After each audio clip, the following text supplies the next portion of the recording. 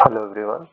So in today's video, we'll be completing asynchronous processing basics from asynchronous Apex.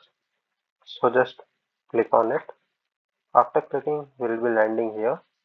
Come to challenges part, and here you can see the answers for the first question and answer for the second question.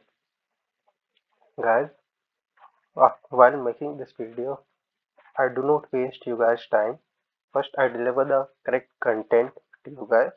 After that, I say to hit subscribe button or like button.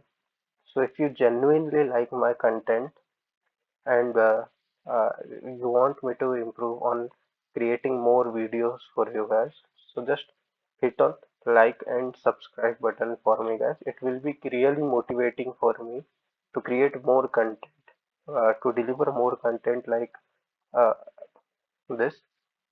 So if you like my content, please like and subscribe me. Thank you for watching, guys.